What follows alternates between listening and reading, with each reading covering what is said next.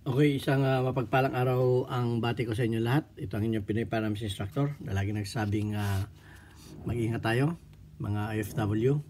Sa mampanig tayo ng mundo, ingatan natin ating mga kalusugan para hindi tayo magkasakit. Okay?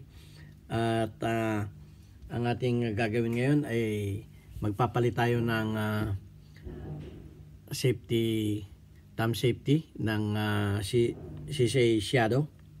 CCA Shadow 2 papalit. Okay, at least alam naman natin na ang CC75 ay halos magkakapare-pareho lang. Okay, kaya ko ito ano sa inyo dahil itong CCA Shadow ay naging popular sa mga shooters.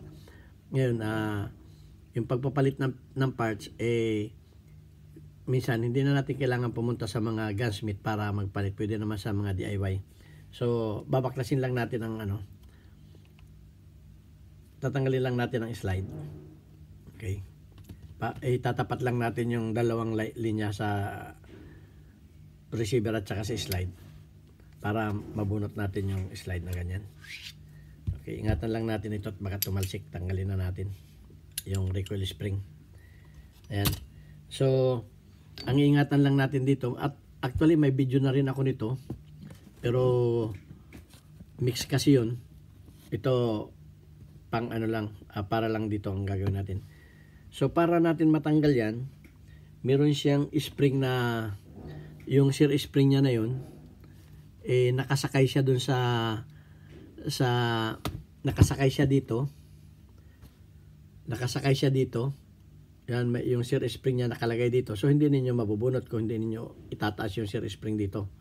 Kasi nakaharang nga yung spring dito para hindi mabunot itong pin niya. Yung kanyang pin. Okay?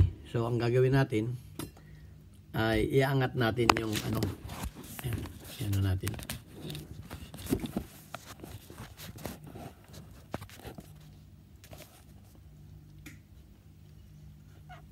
Iangat natin yung sear spring na yun. Iakyat natin siya.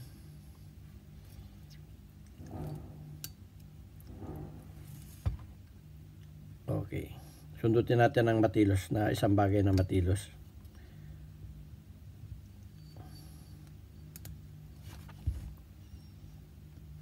Kailangan lang malinaw ang mata dito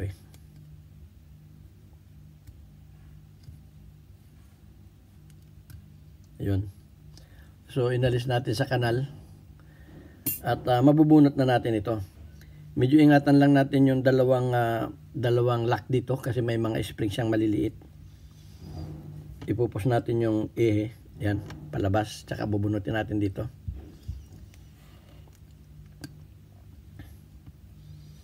Kung meron tayong maliit na pin pusher, pwede natin siyang ipos dito. Yun. Ingatan natin na wag matanggal pa kasi mahirap ikabit yung Ayan. So, pag natanggal na natin ganun, pwede natin wag na natin siyang iangat para hindi mawala yung mga lock niya dito sa gilid. So, ang gagawin natin dito ngayon ay ipapasok muna natin ang bahagi itong bago. Okay, ito yung bago niya. Yan.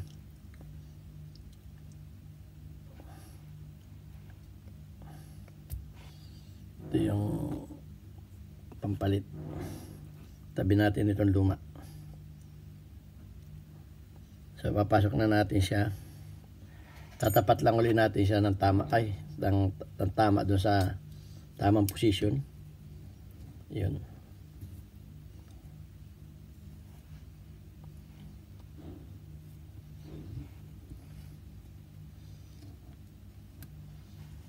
Dapat yung spring na inangat natin ay iangat ulit natin para hindi siya maging sagabal.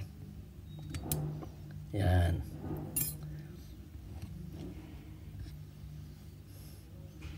Para lang, inilagay lang natin para yung kanyang mechanism dito na assembly ay hindi matanggal.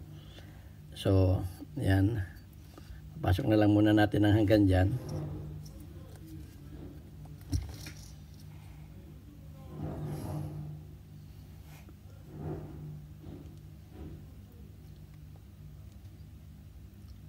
Medyo ikot-ikutin lang natin hanggang sa tumama na. So, ang sunod ay tatanggalin na natin ito. Pinasok lang muna natin ng kalahati kasi pag ito'y tinanggal natin, baka mawala yung lock niya dito sa gilid. So, ang gagawin natin ay itataas natin ito. Ganyan.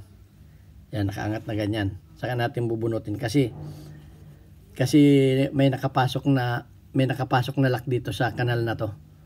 Okay, pag nakaangat na ganyan yan, magiging libre na yung lock dito sa parte na to. So, pag nakaganyan na, saka natin siya bubunutin. Yun. So, kung binunot natin ng nakaganyan, ito yung luma. Ito yung bago. Pag ano din natin siya ipapasok para hindi siya sumabit.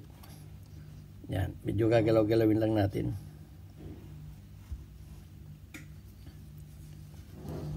Na natin ganoon kung may sinasabitan ba. At itulak natin yung lock. May lock kasi siya dito sa gilid eh. Yun.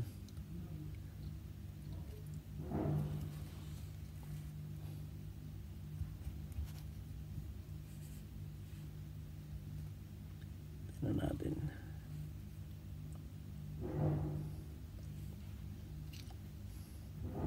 Tama pa ganito. Papakita ko lang sa inyo yung lock. Ayun o, nakaharang yung lock na yun o. Yung kailangan umatras yun, yung lock na yun. Yun ang nakaharang. So gagawin natin, iatras natin siya kasi may spring yun eh. Iatras natin na pa ganun.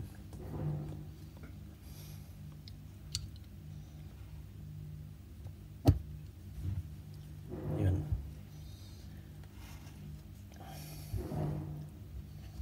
Tulak kaya natin dito.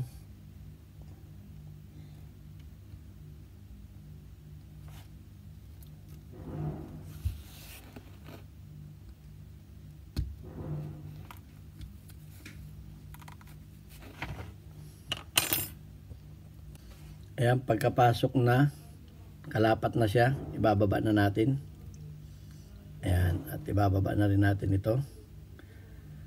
Saka natin siya itutuloy na ng tulak. Tutulak natin ng konti itong mechanism. Ang mangyayari naman, ito naman kabila, ang itutulak natin.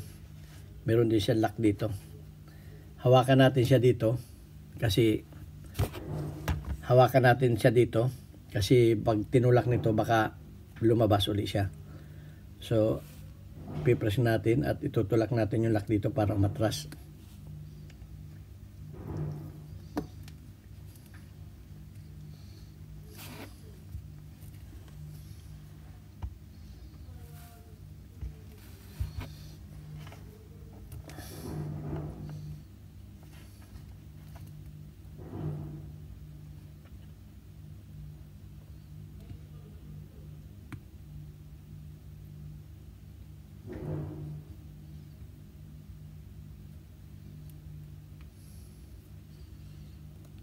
Para mailapat ninyo ito, kinakailangan may tulak yung lock niya dito sa gilid, tutulak na patras para ito pumasok. Pero para hindi sumama ito, hawakan din ninyo to. Pag ganito, hawakan ninyo dito para hindi sumama paglabas pag itinulak ito. So ang mangyayari niyan ay tutulak natin yung lock dito sa gilid. Saka natin ipipress. Ayan. Pag natulak na yung lock na yun, may lock yun dun eh. Ipipress natin dito para pumasok. Ayan. At pag yun ay nakapasok na, okay na siya. Subukan natin. Ayan. Okay, ilalagay na natin yung kanyang... Okay, tinanggal ko nga pala itong dahil madudumihan eh. Lalagay na natin itong kanyang slide. Para matesting na natin.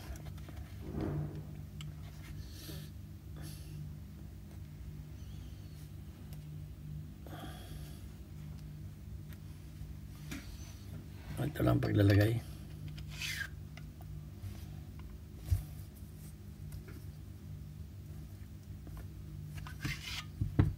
Bakit masikip? Sisentro natin yung spring.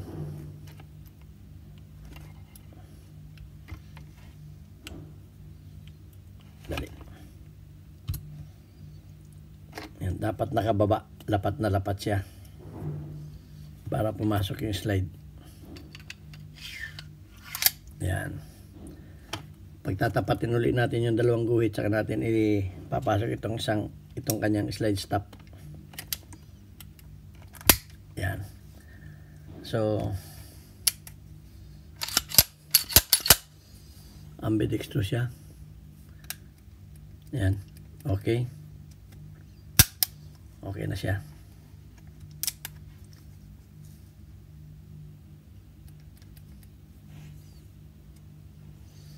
Okay na. Okay, at ikakabit na lang itong ano. Tinanggal ko lang kasi nadudumihan.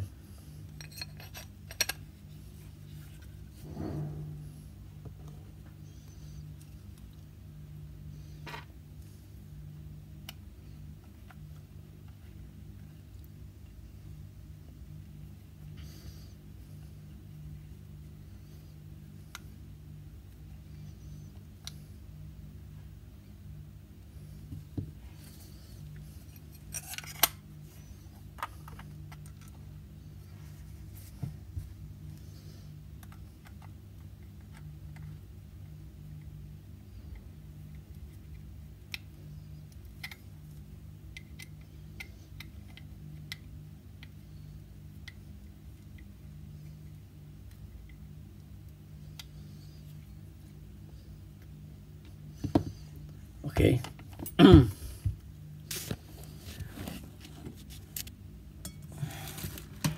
Okay, alam nyo mga ka-trigger, kaya ako tinuturo yung mga pagkakabit ng mga piyesang ganito. Kasi sa mga gunsmith, pinakamahina sisingilin ninyo sa inyo niyan, 1,000. Pagpapalit lang nito. Pwede namang i-DIY. So, sana may natutunan kayo. At kung may pag-aralan din ninyo yung video, wag yung ang gagawin ninyo, pag napanood ninyo, pag-aaralan ninyo, hindi basta napanood lang ninyo, ganun lang pala yung gagawin ninyo. Titingnan ulit ninyo yung mga technique para kumbaga i-memorize din ninyo kung talagang gagawin ninyong career. So ito ang inyong Pinoy Firearms Instructor. Sana may natutunan kayo kahit konti, at pag marami na kayo natutunan, magiging gunsmith din kayo. So ito ang inyong ka-trigger, Pinoy Firearms Instructor, na nagpapaalam muna sa inyo hanggang sa muli nating video at nag-iwan ng salitang God bless us all. Thank you very much.